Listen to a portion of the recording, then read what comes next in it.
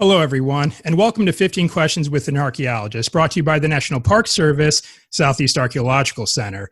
I'm Josh Guerrero, and I'm your host, and this is the show where we're trying to collect as many interviews as we can, where we ask 15 questions with an archaeologist. Each podcast episode will feature one archaeologist answering the same 15 questions. I think it's going to be fun, and we just might learn something. And joining me today, I have Dr. Andrew Kinkella, who is currently working at Moorpark College in California. So, Dr. Kinkella, thanks so much for taking time for joining me today, and welcome to the show. Thanks for having me. This is really, really great. I'm really excited to be a part of this. Yeah, I've been certainly looking forward to this conversation. You study a certain aspect of archaeology that I will certainly admit I don't know very much about, so I'm really hoping that I can keep up today. But you study Mayan culture, and you spent some time in Central America studying Mayan culture. So I'm certainly looking forward to hearing about that today, because we haven't actually discussed it yet on the podcast before. That's great. I get to be the first Mayanist on this. So yeah, I get to tell some of the cool Maya stories and be the first person to do it. All right, great. Well, in that case, let's go ahead and kick this off. Now, the first question that we always ask, we just try to, learn a little bit more about our guests. And What is it that you do over at Moorpark College?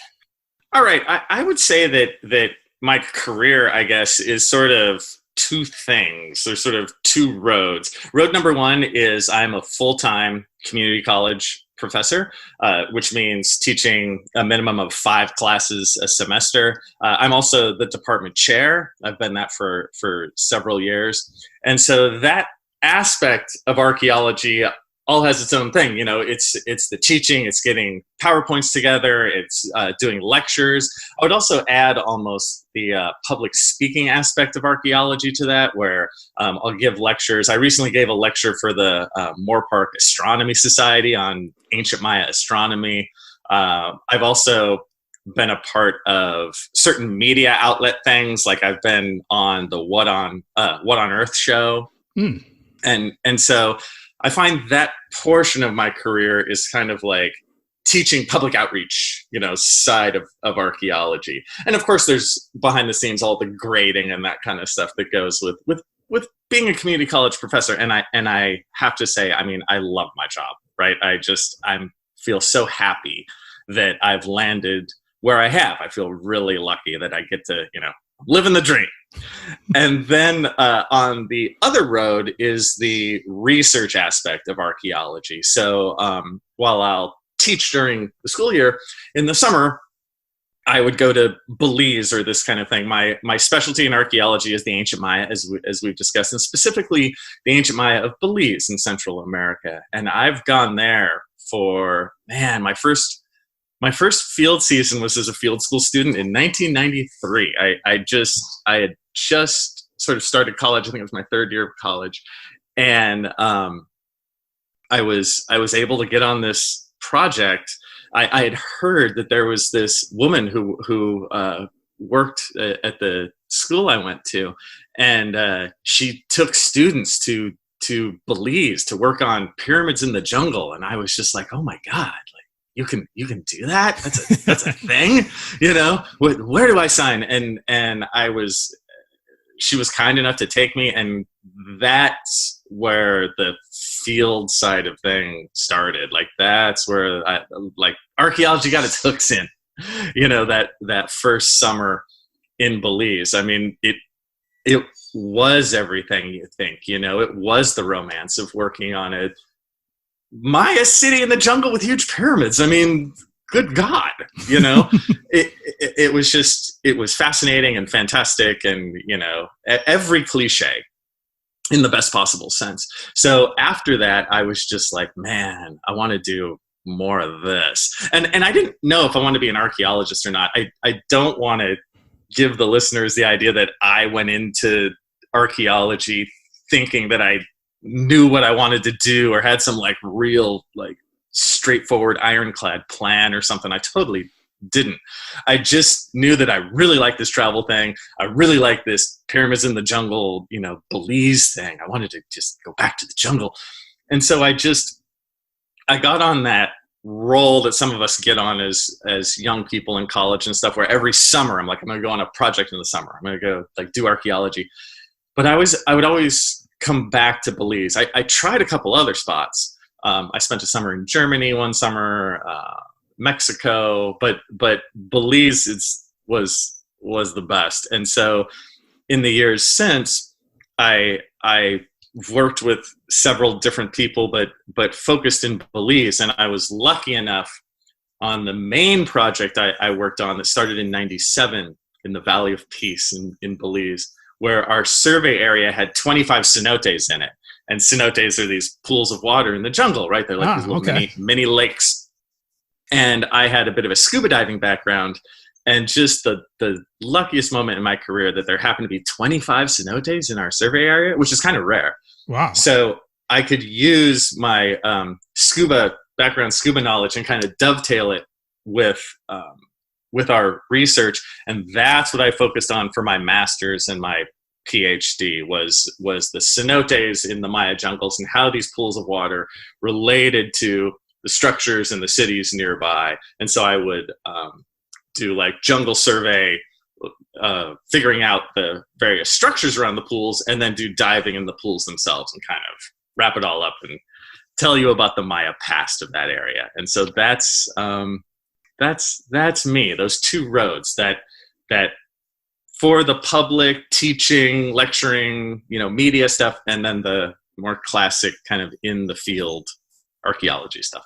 Right. Okay. Outstanding. You just got me thinking all of a sudden where you mentioned that you had appeared on What on Earth. I'm curious as to like what episodes. A few months back, I had Clint Janulis on the podcast, and he was telling me about some of the places that he went to, and I believe it was in like Mongolia, and there was maybe an area of China that he was looking at for some episodes. What about yourself? What episodes did you appear in? For me and for most of us, I think in Clint's situation, every so often the setup for What on Earth is they'll take one or two people and actually have them go out in the field. For most of us, they sit us down and just interview us for hours. It's part of the gig, and they just ask you about every culture, like every kind of little vignette they're going to do, and they just ask question after question. So the one where I made the cut, there's one on the stepped pyramid of Saqqara in Egypt. I was on that one, and there was another one on a stone structure similar to Stonehenge, but it was in Spain, and I made the cut on that one just because I happened to be able to talk about ritual and this kind of thing that would have happened at that structure. So what's funny for us who work on What on Earth, you never know which ones you're going to make the cut on. So it's fun for us to watch the show. It's like, they liked that one. Oh, great.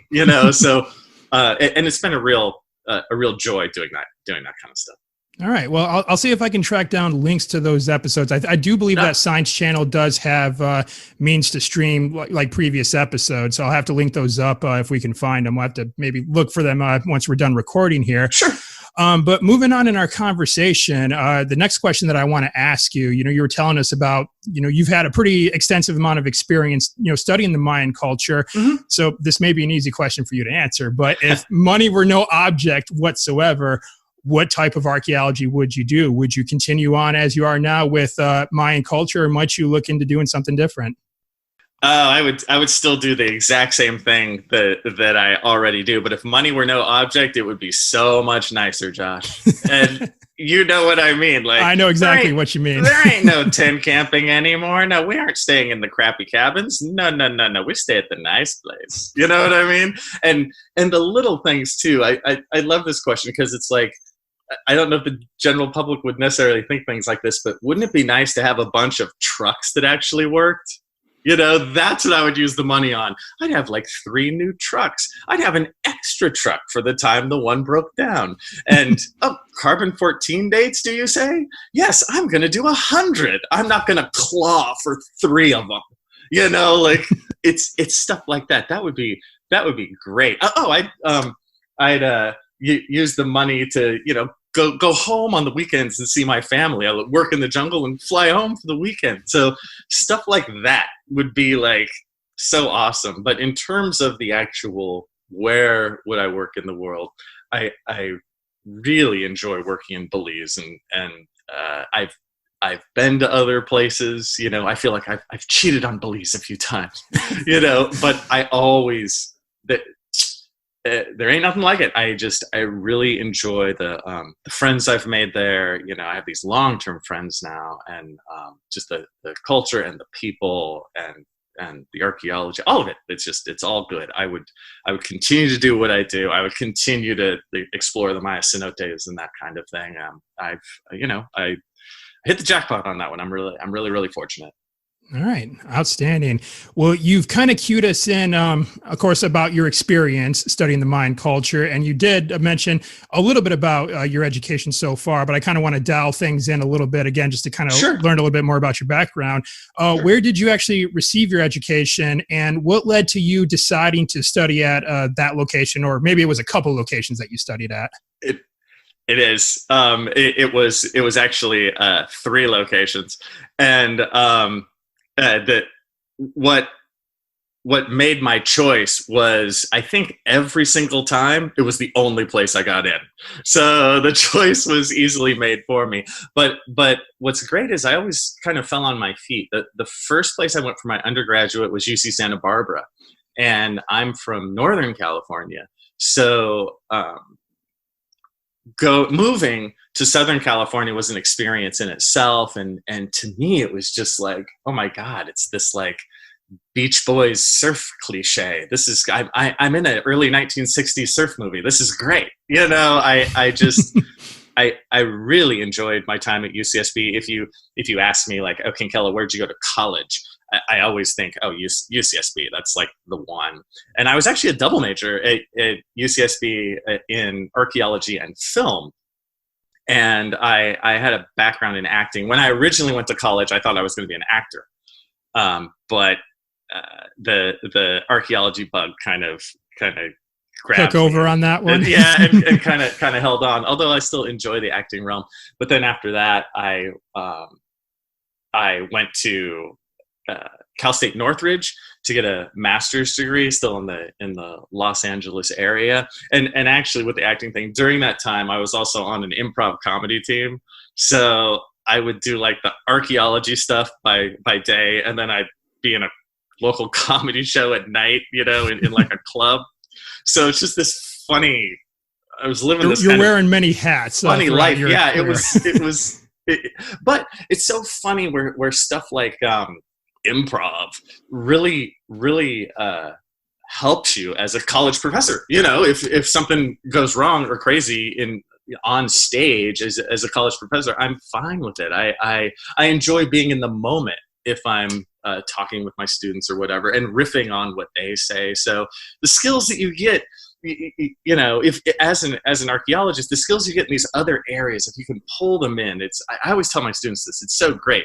Like for me, the improv stuff or the scuba diving stuff, I just happen to have scuba diving certification. I could use it in my research. And then I guess finally I got my PhD at UC Riverside. And actually, I almost didn't, but I had a chance encounter with an old friend of mine who actually had become a professor at UC Riverside. And I was having that sort of heart-to-heart conversation with him where I was like, man, I think I'm out of this archaeology thing. I think, you know, we all have those moments, you know, where you're like, right, ugh, you know. And I was having one of those down times. And I'm like, yeah, I'm just going to do something else. And he was just like, you know, Andrew, just apply to Riverside. Just send in an application and see what happens.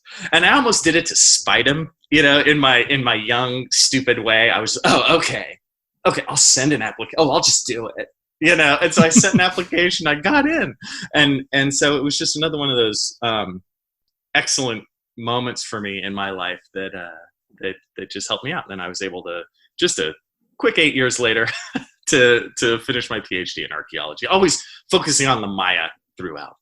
All right. That's a very interesting story about just, just doing it, just, taking the leap. Right. And because I think sometimes that really all is what it takes. I know some people might be listening to this and who maybe even at this very moment might have doubts about applying for a program or something along those lines. But if you don't apply, then you're not going to get it anyway. So you might as well just go ahead and apply. Right.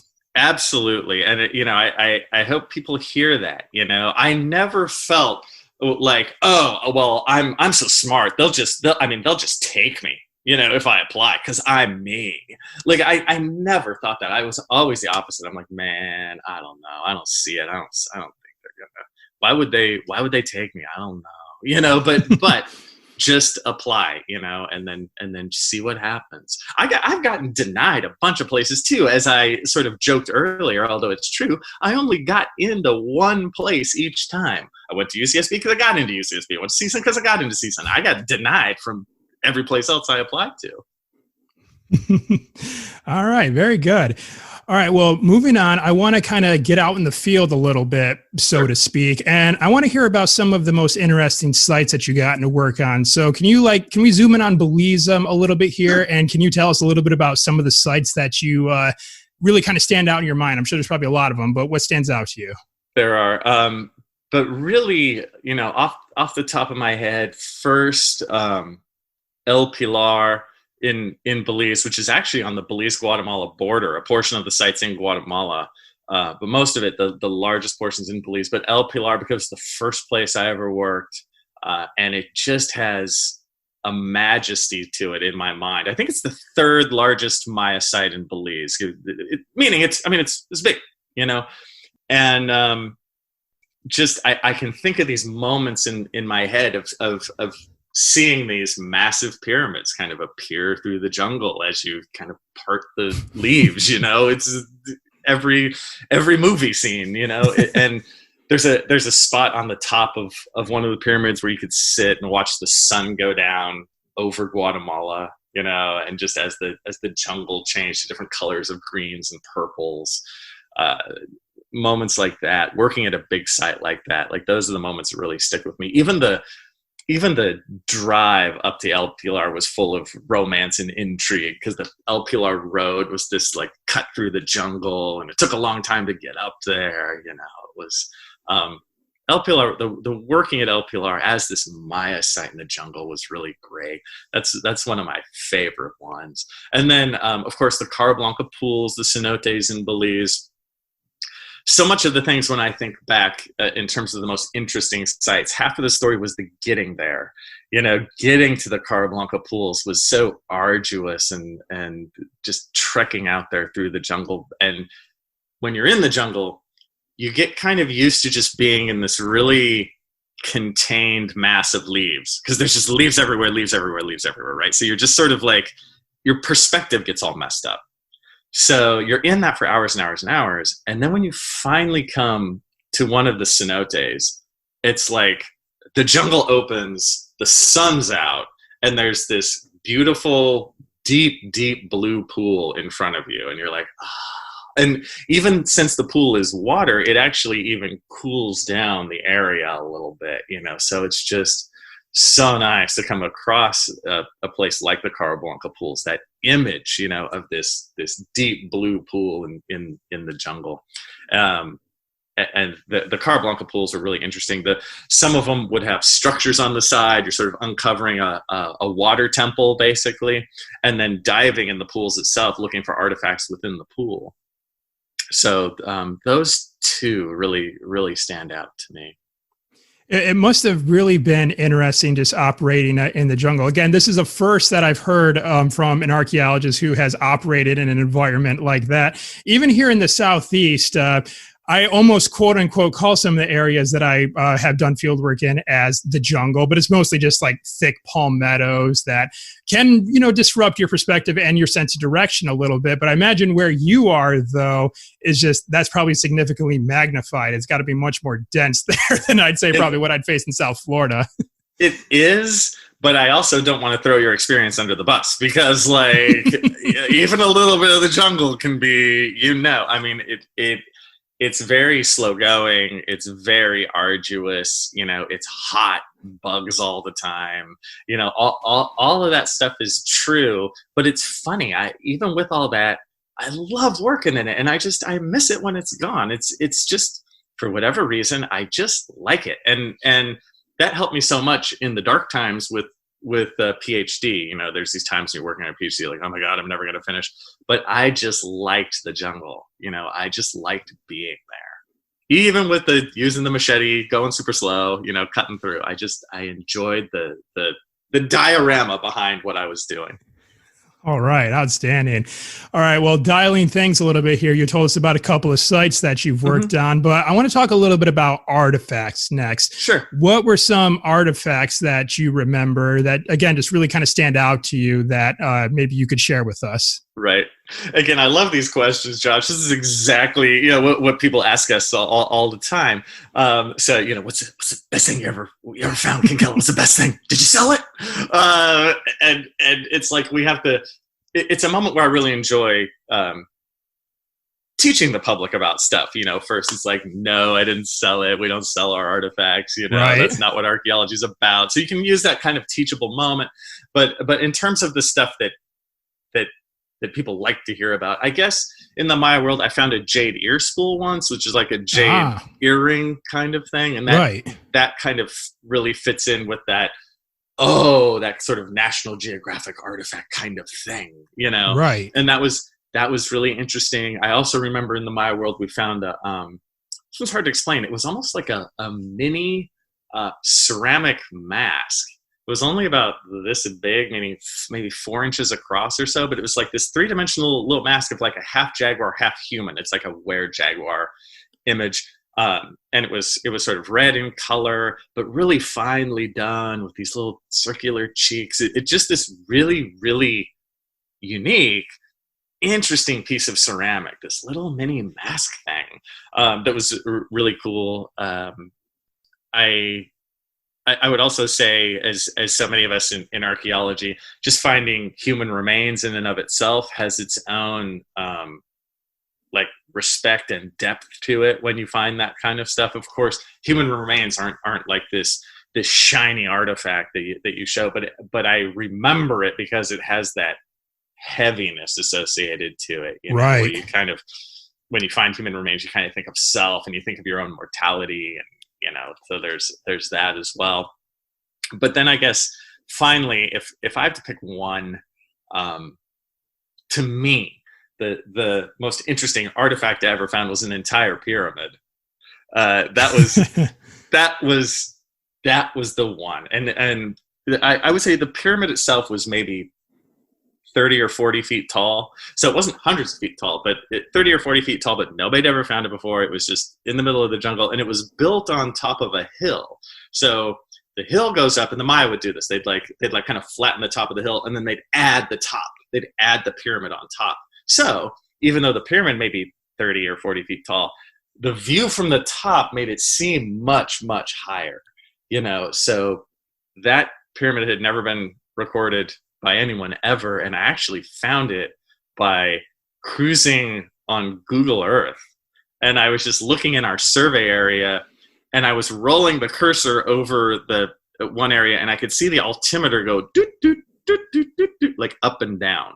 Right. And I'm like, that's the place where I would think a pyramid might be there. Next time I'm in Belize, I'm going to take a day. I'm going to walk over there. I'm going to check it out, and it actually worked. And there was something there. And as well as I do in archaeology, so many times there's not, I'm not telling you the other 99 times I did that and found nothing. Mm-hmm. But that one time I was like, oh my God, it's wow. So that's my favorite one. Even though it's not just a little artifact, it's the searching for it, and it actually worked. Right.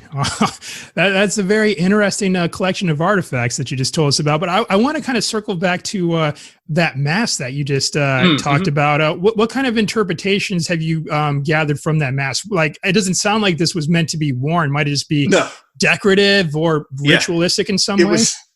It was, yeah, that's part of it. It's really unique. It was part of a cache.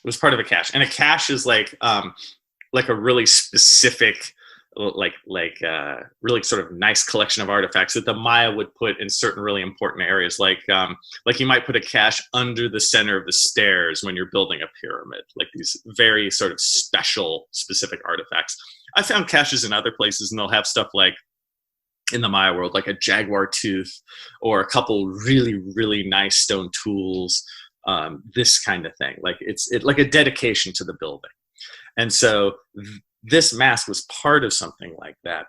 And I it's very hard to say what it was. It might have been a part of a larger ceramic structure earlier that it looked like they might have broken it off and then kind of sanded it down to just make the mask itself and then put it in as part of this cache.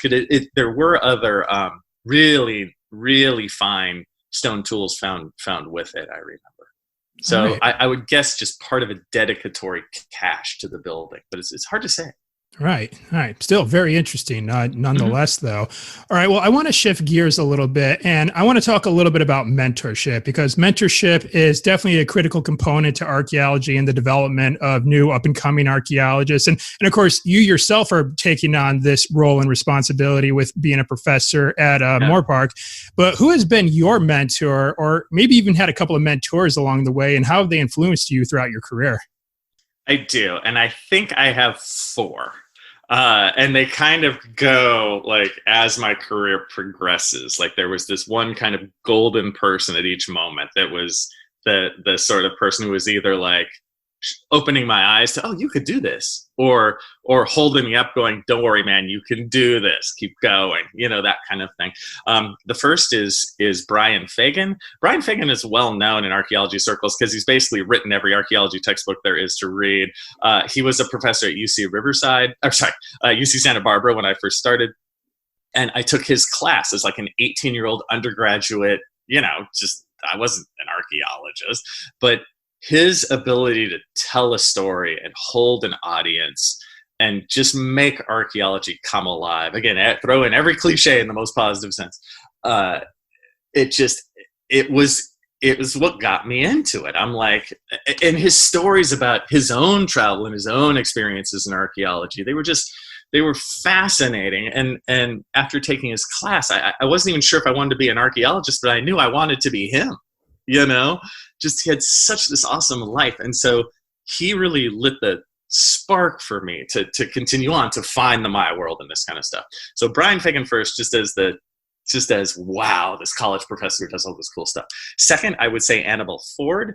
Dr. Annabelle Ford got me into archaeology. She was the one who ran the LPLR project. She was the one at UCSB who, me as like a 21-year-old worried student, I was like, excuse me, so I heard you go to the Maya and stuff. Do you take students and stuff? Like that. And she gave me my shot. You got to give credit to the person who gives you your shot. And she was like, yeah, she took me on, and I ended up working for her for 2 summers at LPLR. So she got me into the nuts and bolts of archaeology. Third, I would say my mentor, Wendy Ashmore, who was my dissertation chair, my advisor.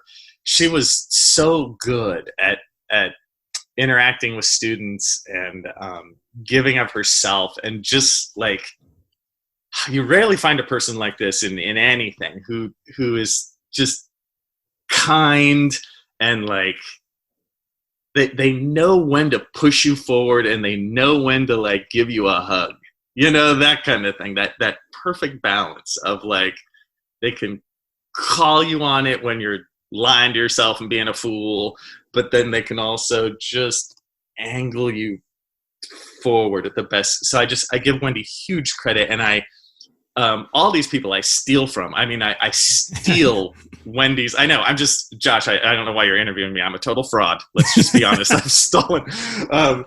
I consciously think of Wendy, when I'm dealing with my own students, like, maybe their own problems or whatever, they need to push forward. I'm like, oh, how did Wendy do it right? That kind of, I think of Brian Fagan when I think of like how to present, the King Tut, here he comes, and then finally Lisa Lucero, my Dr. Lisa Lucero, my long-term, multi-decade friend who I've worked with in Belize since 1997. Lisa was a grad student on the original LPLR project, and then she got her own project and then brought me on. We were friends way back when. And then I worked with her for years and years and years, and she's who I work with in Belize most of all, Lisa.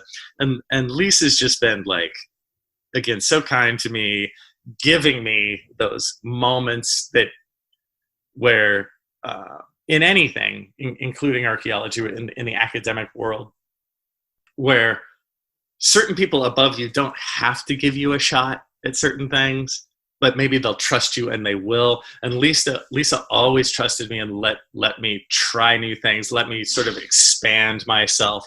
And there's no way I would have the career I have without Lisa. Like she's just been my awesome friend and mentor.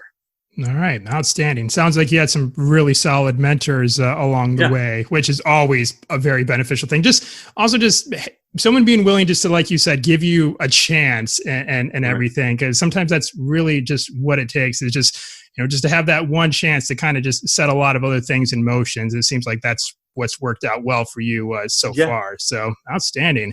Yeah, it was really, really great. And I'll also say, 3 out of 4 are women, which is, we see in archaeology that look, hey, girls out there, archaeology is for you too. Don't worry about any cliches. In my career, I've worked more with women than men. So, it's very, very good like that. All right. Outstanding. All right. Well, shifting gears yet again, because you've conducted archaeology in, other parts of the world, as we've been talking about, but what country out there do you think handles archaeology and cultural resource management the best? Like, who do you think just gets it? What are your thoughts on that? Wow. That's a good one. I would say I can only really comment on 3 countries: the United States, obviously, and I've done a decent amount of CRM work too, Belize, and then Mexico. Mm-hmm. And of the 3, I would say the short answer is the United States does it the worst. And each place is going to have its own laws, its own sort of positive and negatives as how that goes. And the United States has some decent laws that work, and that's a good thing. But where I think the United States really fails is we don't add a lot of this heritage stuff into our overall definition of ourselves as a country, right? We just talk about ourselves as like, oh, the founding fathers, and then Europeans came, and that's the United States. Like, we don't take the native voice and really intertwine it into what the United States is. These other countries do, be it Mexico or be it Belize, they take the Maya stuff and they intertwine it into who they are as a nation. The Maya stuff will be on their money. It's that kind of thing. Like it's taught in schools, like front and center. Now, we do teach some of this in the United States, but it's always taught more as the other and not us. Like, this is part of us, and that part drives me nuts. So I really fault the US for still not bringing native heritage into the nuts and bolts, to the bones of who we are, Right. And the more of that we do, the more everything else will get better, right? The more people will visit sites. I think that's so huge, and people do, but we need more, more people need to visit these sites. More people just need to have that feeling of this is part of us. Simple things. Hey, more streets in your town could be named after, famous Native American people. That kind of stuff, to bring it into the everyday. I just think the United States, really fails. If you want to see a good, failure, just look at Cahokia. Cahokia in the United States is the largest Native American site with pyramids and all that. Now, Cahokia as a site is great, and I'm sure it's managed well these days, but nobody knows about it. I always ask my class, I'm like, how many of you have heard of Cahokia? Nobody. And it's not their fault. It's that we don't talk about Cahokia in the 10th grade, and we need to. It's such a place like that. It's such a vibrant, awesome site of the past. It's such an interesting story, and we don't, and so we need to appreciate. That's my big thing. It's like, we need to appreciate our own heritage and our own native history, and then, everything else will be better. Right. Okay. Very interesting. All right. Well, now what I want to ask about next, and another, I think a critical component to archaeology is volunteers. Volunteers being on various projects. But I want to ask you, have you been able to bring on any volunteers in some of the excavations that you've done, or maybe in some of the work in and around Moorpark? there's a lot of different answers to that. Basically, every project, every area is a bit different. The short answer is, if you're a volunteer, if you want to be a volunteer, you can find a project to volunteer on. The stuff in Belize, classically, there's always a handful of projects that will take volunteers. Now, as a volunteer, you will have to pay. Like, you'll have to pay your way. You'll have to pay, money to the project itself to be a volunteer. So I don't want people to think you can just go down for free and just volunteer your time. You do have to pay to do it. But a lot of people do. You get a lot of like returning students, or people who retired, who are always like, I've always just wanted to go to the Maya jungle. Those people will volunteer, and those are great. Do know, if you're a volunteer, especially if you're older, let's say you're 60 and you're like, I don't know if they'll accept me on an archaeology crew. Archaeology crews love older volunteers. We love you, because you provide a different, older, more mature aspect to things. You just provide a different taste. When you think of an archaeology crew, you want just some different opinions and stuff in it. So, older people out there who want to volunteer on an archaeology project, do it. The archaeology world wants you. Like, don't feel like an outsider. So I would definitely say that. Closer to home, I do run a local archaeology project that I'm actually very, very proud of. A lot of my students have gotten the nuts and bolts knowledge of archaeology through my Saturday classes. So where I don't take, you're not called to volunteer. You have to sign up for the units, because I need you to be in the class, and there's protections there. I can't just have a miscellaneous person walk on the site. But since I work at a community college, the classes are very inexpensive. We're talking $40 per unit, 3-unit class. Do the math. That ain't much for a Saturday field school. So while it's not a volunteer, it's a very inexpensive field school. And I really, really enjoy that. We work at we're fortunate enough to have access to a local site, and we do our work. Our work is we move very, very slow, which I really appreciate, because then the students get the feeling for how to do the nuts and bolts methods of archaeology, which is something that I think we're really losing in this country in a lot of ways. Gotcha. Okay. Very good.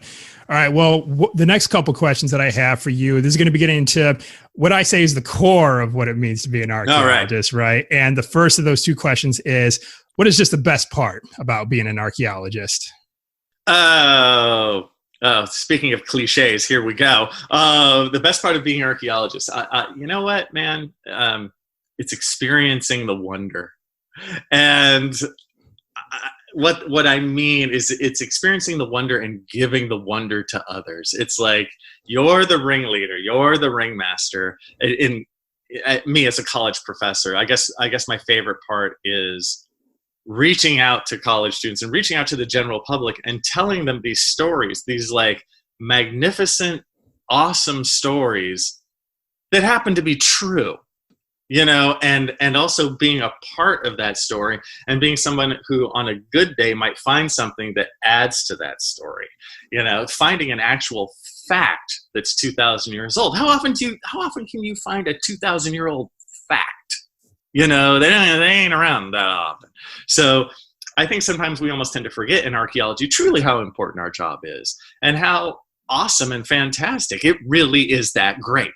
We tend to forget if we have to fill out paperwork again today. I gotta drive to the side. I'm low on gas. Jesus, there's so many bugs out here. You forget, but it really is this like amazing calling to do something so rare and so precious, and be able to do it. And I think another part I like is with my students, I almost feel like a life coach sometimes, where I'm sort of using archaeology and the themes and the experiences of archaeology to kind of help people move forward in their own lives. So like the wonder of archaeology, the experiencing of your archaeological moment. And I think you probably know what I mean, where every so often, maybe you're at the site alone, and maybe it's in the afternoon, and you're just sitting there by yourself, and just for a moment, you just touch the past. You're like, that's what it was like. Oh my God. And then it's gone. And then it's gone, but you just like back to work. Yeah. And then you get a mosquito bite on your forehead, but right before, there's that moment, and it doesn't happen often, but every once in a while, you're like, that's what it was like for them. Oh my God. You just have this moment where you touch the past, and it's precious and awesome, very personal. Yeah, and I certainly resonate with a lot of those points. Actually, as you were just kind of talking about, just having like that moment where you're reflecting on things. I was down in Big Cypress. This was a few months ago, and I'm walking through, which is essentially a big, massive swamp, right? And we come to this big open clearing, and this breeze just kind of rolls through and just brushes gently on the side of my face. And I just stop for a second, and then I just kind of like look in the direction that it came from, and just saw this open sky and all this wilderness. And the other archaeologist was with me. He's like, "Hey, what's up? Why'd you stop?" And I'm like, I'm sorry. I just had to take this in for a second, because it's not too often that we're going to be the only ones here out in the middle of nature, immersed like this. And I'm like, this is just a really good feeling. I just want to take this in for a second.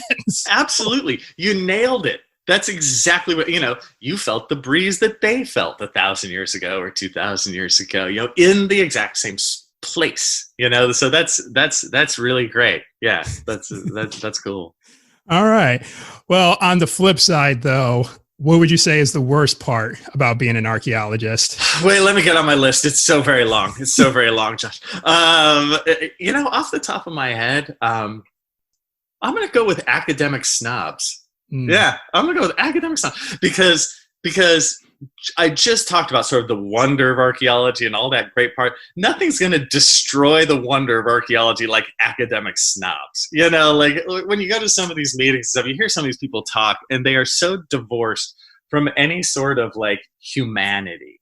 They do some boring presentation, and they just talk about their like Excel spreadsheet on their different sizes of their projectile points, and it's like and then they think they're so self-important that they're like, and thus I've given you the knowledge of the ages, friends, you're welcome, and I'm like, excuse me, but nobody cares. What does this mean? How does this relate to people? And I really watch out for that, and I try to drill into my students too, like to not be like that, to realize what a privilege it is what we do, and you don't just get to be some snob. You don't get to just be like, oh, I have this new theory that only I understand, and I'm gonna put that on your piddly work, and then I'll make it good because of my brain. And it's like, no, and I think that's a real dark path that a lot of there's a portion of archaeologists who go down that, and sometimes they lay it on their grad students as well. Like I've met grad students who've never been in the field, and I'm like, what? How can you be a grad student in archaeology? You never went to field school? How do you know? It's like studying driving and never drove a car. It's like, I have many high-end theories on driving. I'm like, you never drove a car. Maybe you should get in there, get behind the wheel, so that part of archaeology I don't like. And I don't like the false positivity that some of that overboiled theory stuff, gets. And now I'll always say, like, a little theory is good, and too much theory is too much, but I really think these days we pick theory way over methods, and it's a real bad move, because finding somebody to teach you methods, it's getting to be like this lost black art, where if I'm a 20-year-old student, where do I go to learn methods? It's what class do I take? They're hard to find, and that's not good. Right. So that's to me the worst part of archaeology, where that's kind of sinking a bit. Of course, there's the other bits that I'm sure a lot of other people say, the groveling for money aspect, that's a common denominator that comes up on the podcast. That can always be that can be tiring, of having to kind of reprove yourself constantly. It's like, no, I know what I'm doing. No, I'm actually asking for a reasonable, yes, I do need an extra carbon 14 date because I'd kind of like to know how old the whole place is. Like it's that constant, that can be that can be tough, and I can always joke about, like, oh, grading as a college professor, everyone always, oh, grading, but I don't mind that. It's just I don't look forward to it. I'm not like, yeah, grading, but it doesn't it's just par for the course. It doesn't bother me like some of that like overt and academic snobbery. Oh, another thing that I would say is a drag in the field is archaeologists who are too hardcore. You know, like it's like, relax, friend. You know, oh no, I got it. Yeah, I'm gonna. Oh no, no problem. Yeah, I'm gonna carry 4 buckets. It's like, no, you're not. Stop it. You know, stop bragging. Just no. You know, like just be cool. Right. Yeah. Well, there's dichotomies to like all these different aspects. I mean, there's certain dichotomies that, yes, you'd have out in the field and also within the academic sense too. So it's just really kind of just comes to striking that balance where, yes, you want some theory, but you don't want to totally neglect methods and, practical application. Just finding like, good synergy between the two, I'd say, is always pretty beneficial. Absolutely. Thank you for making what I said make sense, Josh. You're absolutely right. I have my moments. No, you're absolutely right. And I have to hammer on the theory thing because that's what's kind of taken over these days. I'm sure there's an ebb and flow of all of these things, but I think it's also a factor of the publish or perish mentality where in the higher end 4-year world, they do, especially younger professors, they got too much pressure to publish. It's not fair. Where these older, more established people are putting this pressure on the new professors, and they can't possibly come up with original research and make that many publications. So they're forced to retread their old stuff and add theory upon theory upon theory. It's the only way they keep their job. Right. Okay. There's been a very interesting discussion on that. I think it's the first to come up in the podcast. So outstanding. All right. Well, moving on to the next question. This is a tribute to The Right Stuff, which is a wonderful novel written by Tom Wolfe. I would like to, movie. So I would like to ask you, who is the greatest archaeologist that you have ever seen? Right Stuff. So it's like I'm supposed to say Chuck Yeager. I'm thinking of Chuck Yeager, but then I go, you're looking at him. See, I know Right Stuff. I know movies and the book. I was thinking about this, and I'm of two minds of it. The first part of me, I'm like, I'll just make a Frankenstein archaeologist of the people I already listed. I'll take Brian Fagan's ability to tell a story, and I'll take Lisa Lucero's ability to be a friend and run a successful archaeology project, and I'll take Wendy Ashmore's ability to work with grad students and help people move forward. So that's, part of me, I can make the Franken archaeologist of the best parts of those people, but the greatest archaeologist I have ever seen, I'm going to give that crown to Jaime Awe. Dr. Jaime Awe works in Belize, and he's worked in Belize for years, years and years. He's I would say he's a legend in Belize archaeology, and I don't want to sell him short. He's my friend too. I love Jaime dearly. He's not that old. When I say he's a legend in archaeology, you picture some ancient guy. He's not. But Jaime to me just really wraps together all this stuff we've been talking about. He's an absolutely knowledgeable, brilliant guy in the Maya world. He has a ton of field experience and firsthand experience with the Maya. He knows it all. But then on top of it, he doesn't wear his brains and his knowledge on his sleeve. He's super cool and easy to get along with and giving of his time. So he's so into bringing other students into archaeology and giving them the wonder, like I was talking about earlier, sharing the wonder with them. Isn't this cool? Jaime when I watch Jaime in action, I'm always just that's how it's done. He's just with ceramics in archaeology, he's a total closet ceramicist, meaning that he is really, really knowledgeable on ceramics. So I remember him. I had some ceramics out, and he just looked at it, and he's like, late classic, and he was that ability, and he knows what he's doing. He has so much experience. So he started as a very young person, and he's a Belizean guy, right? So a Belizean person who worked on these projects as a very young person, and then got his degree and got his PhD and stayed with it and runs a successful archaeology project. Jaime, I was the man. I got a big tip of the hat to Jaime Awe. I hope my career goes as well as his. All right, very good. Okay, Frank and Archaeologist. Okay, it sounds like a title of a bad movie or something. I got to write it. Yeah, there we go. Lots of ideas coming forth on this conversation. Right. All right, well, the next couple questions that I have for you, these are questions that I'm sure all archaeologists have been asked at one point in time. And the first of those is, have you ever found a dinosaur? No, I have not found a dinosaur, but we found a giant sloth. So I find this question a moment for archaeologists when they get this question to not be a snob. If the general public asks you this, don't be like, no, archaeologists work on people. It's paleontologists who do dinosaurs, dummy. And I've seen that tone, like the certain archaeologists that, it's like, no.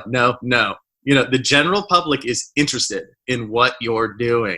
It's a golden moment to teach and explain. And of course, this, we've gotten this question a million times, right. A million times.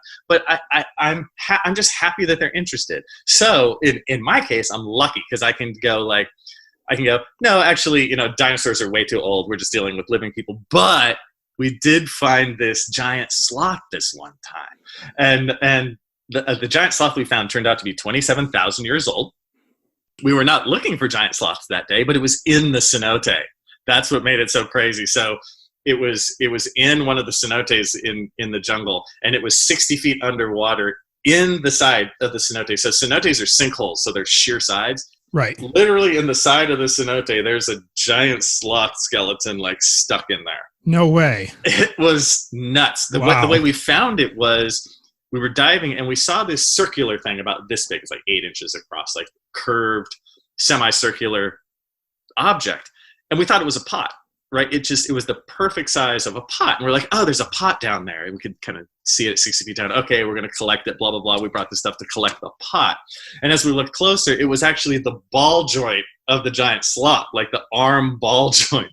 Wow. And so we looked more, we're like, oh my God, there's an entire fossil bed down there. At about about 60 feet down or so, we saw there's other ones too, but so we collected a couple pieces of the giant sloth, and it was actually a really rare, awesome moment to be able to talk about the Ice Age in Belize, and most likely this is before humans were there, but just barely, it's just 27,000 years, right? Right on the cusp, basically. Right on the edge. So although it's not a dinosaur, it is sort of a little too old, but it was this really great time to actually expand a little on the project. And in the Maya world, it was just something new and fun and different and unique to talk about. So the giant sloth was really, really a fun, interesting experience. All right. Yet again, another first to come forth on the podcast. Giant sloth. First giant sloth. Yeah. First giant sloth to be brought forth on 15 Questions with an Archaeologist. Yeah. All right. And the next question I want to ask you that goes along these same lines, and that is, how do you feel about Indiana Jones? I love Indiana Jones. Indiana Jones is great. And I think this is a great, how often do you get compared? How often, Josh, in your life? Josh, the Indiana Jones of our family, Mm-hmm. But you just have to sip it and enjoy it. You can't get mad at Indiana Jones. I'm happy about it. Now, again, I've heard it a lot of times, but how many professions get a young Harrison Ford as their poster child? I mean, come on. We have to embrace that and be like, yeah, Indiana Jones. Now, I think that the general public is way smart enough to understand that real archaeology doesn't have a boulder rolling that's following you, and you don't kill a bunch of Nazis and stuff and, ride on the outside of a submarine. I think the general public gets it. So I've seen archaeologists get a little too overly worried about the Indiana Jones thing. Well, what about the collection methods of Indiana Jones? It's like, yeah. What about his lab work? What about Indiana Jones's grants? It's like, no, that you're missing the point. You're missing the point. Indiana Jones is like this archetype swashbuckling explorer. We get it that modern archaeologists aren't like that, but at the same time, it adds a little it adds public interest. So let's let's be very positive about Indiana Jones. Let's take that public interest in and go, hey, I see you really like Indiana Jones. Let me tell you what it's really like. Let me tell you real stories of the past. Let me get you involved in archaeology. You know, I saw Indiana Jones when I was like 8 or something like that. And I would say that, 6% of the reason why I'm sitting here today is probably Indiana Jones, because it's cool. It makes archaeology cool. Anything that can make your discipline cool, take it and roll with it. Yeah, you just cultivate that public interest that these sort of archaeological tropes kind of bring forward, because, curiosity, right? It is a very natural thing that we as humans will always experience. And it is movies and these pop culture references like Indiana Jones that kind of sort of bring that forth through the surface. And when people ask about it, even though, it's just, it's not entirely accurate as far as showcasing what we do as archaeologists, but it's just, it does allow us that means to gauge, okay, who's interested and, who can we talk to? So I see where you're coming from. I think it's a real golden moment that an archaeologist can really screw up if they do it wrongly, where if somebody's interested in it and you just go, well, real archaeology isn't like that, don't you know? Then you've just shut them down, and we need to really appreciate, as archaeologists, we need the general public on our side. They're the ones whose tax money goes to a lot of the stuff we do, Right. So like we want them an active member to be happy and interested in what we do. Yeah, absolutely. All right. Well, I got a couple more questions for you, Dr. Kinkella, and we're going to kind of start wrapping up on, I guess I'll say a little bit more of a serious note now. And I wanted serious note. Well, you've come to the wrong spot. All right. So the first question I have for you wrapping up is, what advice would you give young people, or maybe just even anyone for that matter, who may be seeking to make a career in archaeology? Ooh, I like this question, man. This is a good one. I talk about this all the time with my students, and there's actually, it's deceptively simple because it's actually kind of hard. Advice seeking to make a career in archaeology, I think out of the gate, there's a couple things. First, know what you mean by that. Like if people just say, oh, I want a career in archaeology. Yep. What? Though, because there's different aspects of archaeology, do you want the sort of college professory route like what I do, like you want the college within the college professory route? Do you want a more community college angle like me where you teach a lot and research less? Is it more of a 4-year world where you research more and teach less? Is it a museums world of thing? Is that what you mean by archaeology? Is it like what you do? Is it national parks? Is it state parks? Government sort of situation? There's a lot there, right? Is it a CRM world of archaeology? Are you working with construction companies and this kind of thing? So first you have to define your terms on when you say, I want to be an archaeologist, what do you mean? And get to know what the discipline actually has to offer. What are the possible jobs? Are you somebody who's more in the lab? Do you like traveling? Do you like being outdoors? Do you have a family? How far close can you travel? We both of us talked earlier about the distances we travel and this kind of stuff, and how that can affect other family members and that kind of stuff. So think about all that, and then at the same time, pulling from my drama roots, I always say, how do you cast? You need to be able to cast yourself well. You might be like, oh, I want to be a college professor. But maybe you're terrible in front of an audience. Maybe you're totally afraid to be in front of people, That doesn't mean don't be an archaeologist. It means cast yourself correctly, I see so many people in the academic realms mess this up, like not cast themselves correctly. I've been on a ton of job interviews, being the person who's what am I, the interviewer? Interviewer, the one, yes, the interviewer. And I've seen people come in in the community college world, they'll think that like, oh, well, I've been trying for my dream 4-year job. Well, I'll take the consolation prize of the community college job. And it's like, those people never make it because they don't realize it's just a different skill set. Like for community college, you need to be able to be on stage. You need it because the big thing is teaching, right? So I see so many academics think, oh, well, I'll just pick up a community college job, but they're terrible in front of people, right? They don't know how to do a PowerPoint to save their life. So it's like, you will not make it in that world. So cast yourself well. What are your, like, if you're making a career in archaeology, what are your strengths? Earlier in the podcast, I talked about stuff that I use to like I just happen to have scuba diving experience, and I was able to like tie that in. Do you have experiences in your personal life that you can work into archaeology? That's really great. If you can do that. Are you okay with not making tons of money? Are you okay with years that go by where you make almost nothing? You're a grad student or whatever. Can you deal with that life? Do you have a couple side hustles ready to roll? A lot of us do, because you kind of need to. If you get into archaeology, are you ultimately going to use it for something else? I would definitely take a broad swath. I know people who got into archaeology who really got deep into archaeology and then ultimately became a lawyer. It's okay. That's all right. So it's just seeking a career in archaeology is it's a lot about you and know thyself, know your strengths, know your weaknesses, and how do they map onto archaeology. And a lot of self-reflection, basically. Absolutely. Mm-hmm. Do that. I always tell my students, I'm like, do it in your car. Talk to yourself in your car. Don't you? I do all the time. Like talk to yourself, talk it out in your car as you're driving. Don't try and figure out what you want to be when your mom's yelling at you to get out of the house and do something with your life. You need to take that deep swim into Lake U and the self-reflection, and you're relaxed. You're like, Belize. Yeah, I could do that. It's fun. I like that. Like that kind of thing is what really matters. And then go on a field school. Good God, go on a field school and see if you like it or not, and then all will be revealed. All right. Very good advice, sir. I appreciate that.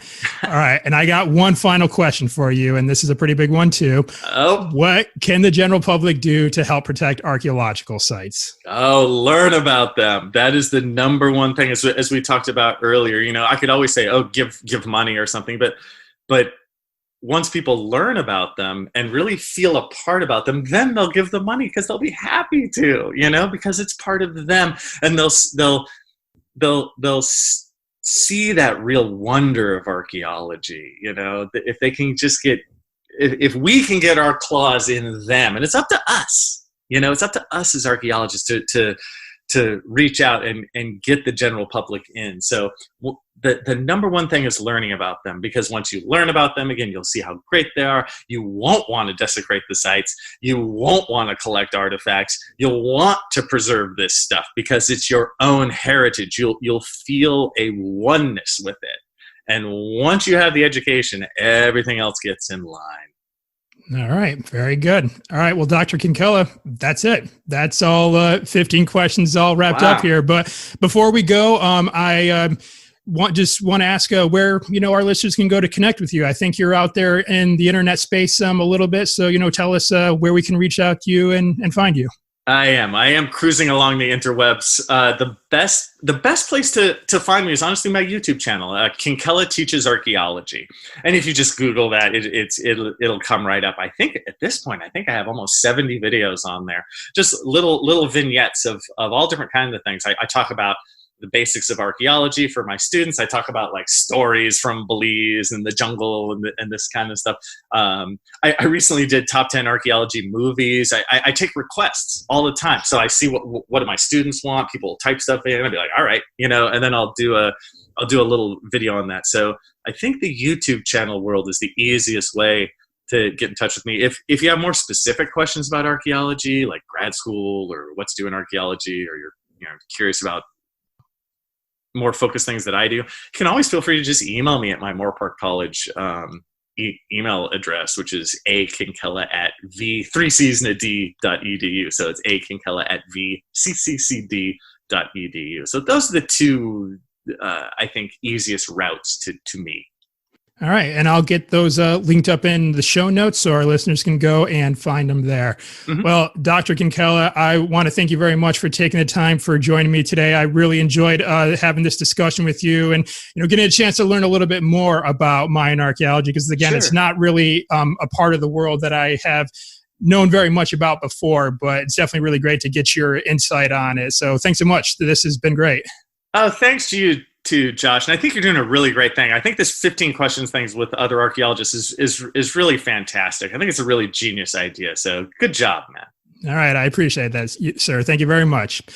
All right, everyone. That's our show for today. Be sure to follow us on Facebook, Twitter, and Instagram at NPSSEAC. That is at NPSSEAC. And be on the lookout for more episodes of 15 Questions with an Archaeologist dropping at the first of every single month. And please remember that since we work for the government, we spell archaeology without the A and the E, so it's just a little bit different when you read it in the title. Thanks so much for tuning in today. I'm Josh Guerrero, and I'll see you in the next episode.